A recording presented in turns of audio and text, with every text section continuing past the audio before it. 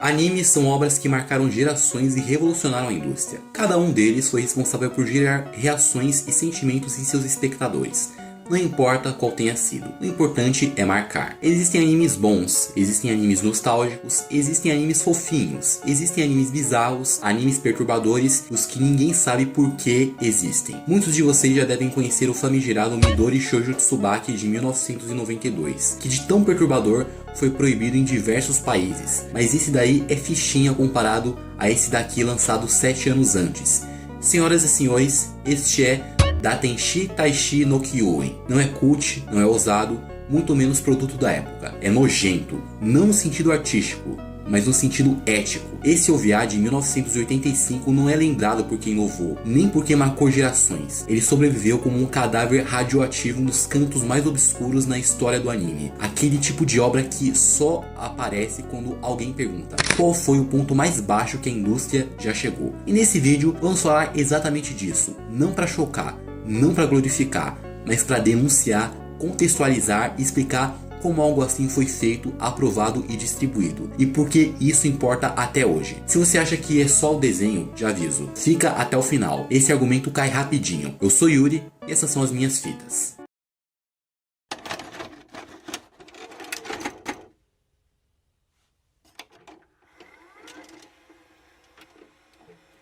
Para entender por que bulhufas Datenshi Taishi no Kyouin existe, você precisa esquecer a ideia atual de indústria organizada e voltar para um período em que o anime era em muitos aspectos um experimento sem supervisão, pelo simples fato de que ele foi lançado diretamente para o mercado de vídeo. Animes lançados como OVA, sigla para Original Video Animation, na prática isso queria dizer uma coisa simples: não passa na TV, vai direto para a fita. Pois é, foi aí que a vaca foi pro brejo.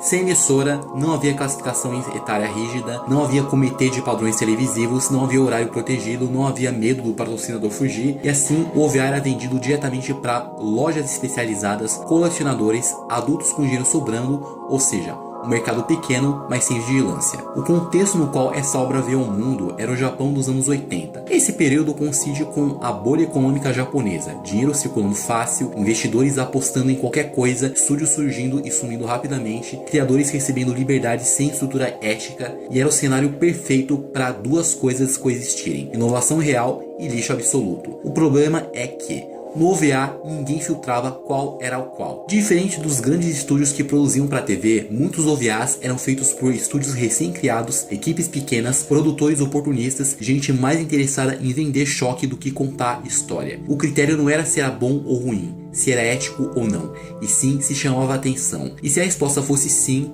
o projeto avançava. Tipo, eles não estavam nem aí se o conteúdo era problemático, ético ou até mesmo criminoso. O importante era chamar a atenção e encher os bolsos. Coisa que não é lá muito diferente nos dias atuais. Mas o ponto crucial é que nos anos 80 muita gente confundia conteúdo adulto com conteúdo chocante. Se envolvia temas religiosos, sofrimento, simbolismo e erotização. Então automaticamente recebeu o selo imaginário de obra madura. Coloca bem entre aspas essa obra madura. Datenshi Taishi no Kyouin se esconde exatamente aí. Ele se vende com uma profundidade que praticamente não existe. O anime sequer tem uma história ou um conteúdo. Não é maturidade, é malandragem, é maquiagem. Se o OVA é perturbador, é porque a semente já nasceu torta. Datenshi Taishi no Kyouin não surgiu do nada. É uma adaptação de um mangá de 1982 de mesmo nome, que já carrega desde o início o mesmo problema central: a tentativa de disfarçar a adultização de personagens jovens com um verniz simbólico. E você aí já deve estar se perguntando do que se trata esse OVA e esse mangá. Por que ambos são tão perturbadores? Ok, traduzindo, o título fica algo como The Feast of Fallen Angels,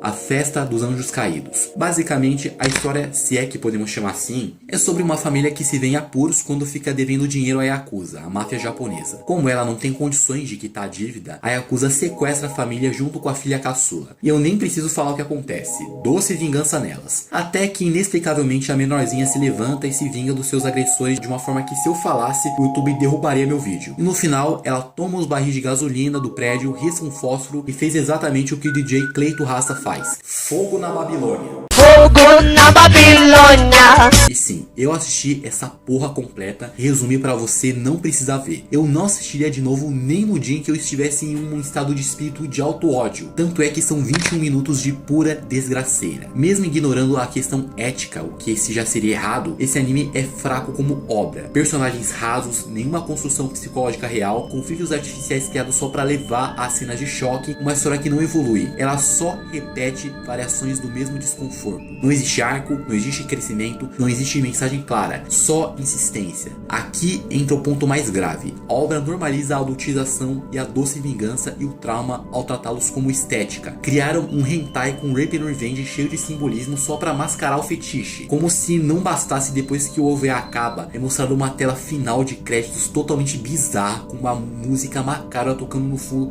Cara, sinceramente, mano, não, eu me recuso a colocar ela no meu vídeo. Eu não vou colocar isso no meu vídeo. Eu vou te poupar disso. E é incrível como esse OVA não poupa o espectador em absolutamente nada, nem nos créditos.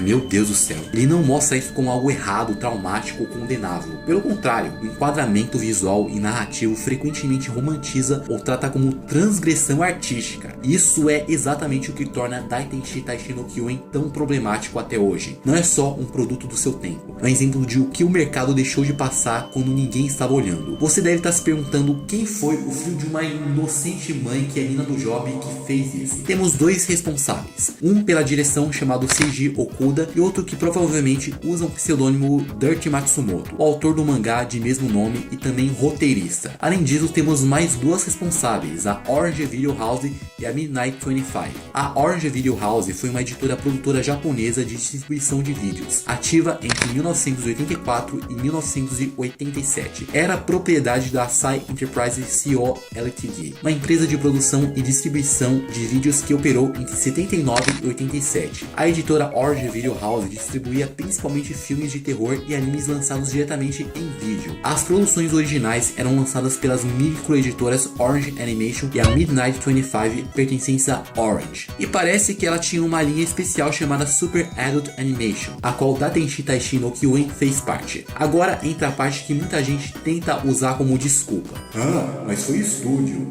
Ah, mas era outra época. Ah, OVAs eram assim. Mano, cala a boca! O estúdio responsável pela adaptação não era um grande nome autoral, nem um polo criativo revolucionário. Era um estúdio funcional, típico da bolha de OVAs dos anos 80. Baixo orçamento, produção rápida e foco total em nicho. Não havia interesse em reinterpretar o mangá ou corrigir seus problemas. A missão era simples, transformar choque em movimento. E aqui está o ponto chave. Não é só o que é mostrado, mas como.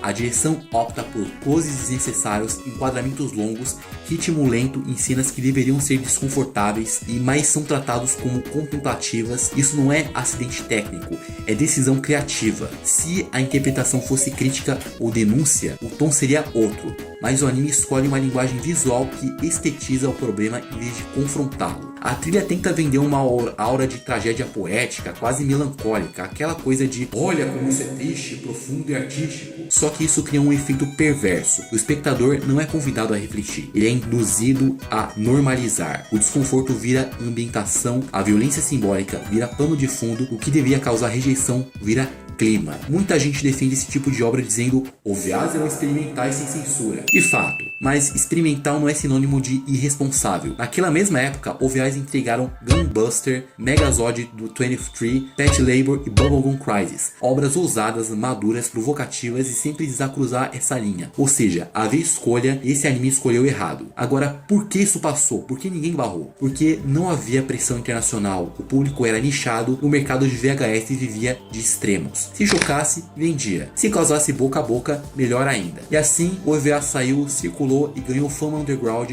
e ficou ali. Com uma daquelas coisas que ninguém quer assumir que conhece, mas todo mundo cita quando fala de limites do anime. Tanto é que você só encontra Daitenshi Taishin no Kyuuin em sites de hentai nos dias de hoje, pra você ver como ainda existe gente doente nesse mundão de meu Deus. E graças a ele, lendas começaram a circular pela internet, principalmente em fóruns como o Reddit, que um usuário criou a lenda que se lembra de ter assistido um anime dos anos 80 perturbador e violento sobre estudantes que foram presas em um banheiro e se churrascaram. Esse suposto anime se chamava Saki Sanobashi, ou Go for a Punch. Essa falsa lost media fez com que muitos internautas garimpassem pela web atrás dessa pérola, e com isso acabaram desenterrando diversos animes de terror, entre eles Gaku no Yurei, High School Mystery, Gaku Nanafuji e esse aqui, The Feast of Fallen Angels. E quando assisti esse vídeo falando sobre Saki Sanobashi, ele acabou desenterrando esse anime e foi aí que eu fiquei sabendo dele. Quando alguém pergunta qual foi o impacto de Datenshi Taishin no Kyuuin, a resposta curta é nenhum impacto criativo e relevante, mas a resposta correta é mais incômoda. O impacto dele não é fama, é cicatriz. Esse OVA não virou referência técnica, estética ou narrativa. Ninguém estudou esse anime para aprender a animar melhor, nenhum diretor sério cita isso como inspiração, mas ele validou um comportamento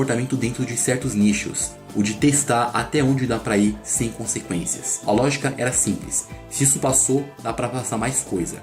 Dito e feito, nos anos seguintes surgiram OVAs ainda mais apelativos, mangás ainda mais irresponsáveis, obras que trocavam história por choque, uma normalização lenta do absurdo. Não foi uma explosão, foi uma infiltração. O pior legado dessa obra é o status de cult proibido, porque quando algo vira proibido, acontece o seguinte: perde-se o senso crítico, surge curiosidade vazia e a obra passa a ser defendida não pelo que é, mas pelo que ousou mostrar. E o clássico: você não entende porque é forte demais. Não é forte, meu camarada, é fraco e depende do choque para existir. Hoje o anime não circula em grandes plataformas, ele vive em fóruns obscuros, listas de animes perturbadores, vídeos de choque e debates rasos que tratam tudo como arte extrema. Esse tipo de circulação cria um problema sério. Pessoas que consomem sem contexto, sem crítica e sem filtro. E aí o erro se repete. A obra deixa de ser analisada e passa a ser fetichizada. O impacto mais grave não é quem assiste, é quem cresce achando normal. Obras assim confundam o limite com ousadia, misturam provocação com irresponsabilidade, ensinam que tudo é válido se tiver justificativa artística. Isso molda espectadores piores, em alguns casos criadores piores. E por que isso importa em 2026? Porque toda vez que alguém tenta relativizar esse tipo de conteúdo hoje, o argumento vem pronto. Ah, sempre existiu.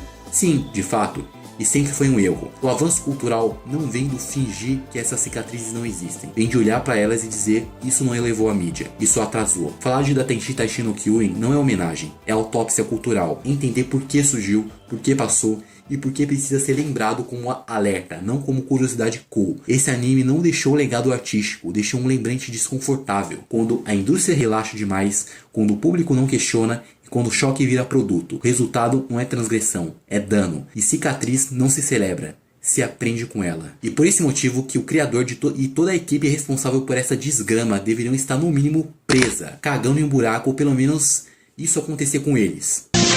Filho da puta! Seu safado! Ah! Ai, o caralho, dá um tempo, moro? Porra, como é que tu vai estrupar? Filho da puta! Datenshi Taishin no Kyuuin é criminoso. Sinceramente, eu queria muito que se tratasse de uma lost media. Queria mesmo. Se você gosta e apoia esse tipo de conteúdo dos animes e mangás, cara, você é doente, na boa. Pelo bem dos que estão ao seu redor, vai se tratar. Se interna. Esse vídeo não é uma indicação, é uma denúncia. Toda vez que você vê uma obra tratando a pedo como hentai ou arte, denuncia, repudie isso.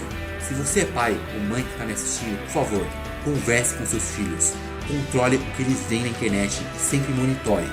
Pois é, pessoal, o mundo não é um lugar seguro, mas aprendendo com os erros do passado, podemos não mudar o mundo, mas não permitir que ele nos mude. Cara, se você gostou desse vídeo, se ele foi útil pra você, se você aprendeu alguma coisa, deixe seu like, se inscreve no canal, ativa o sininho.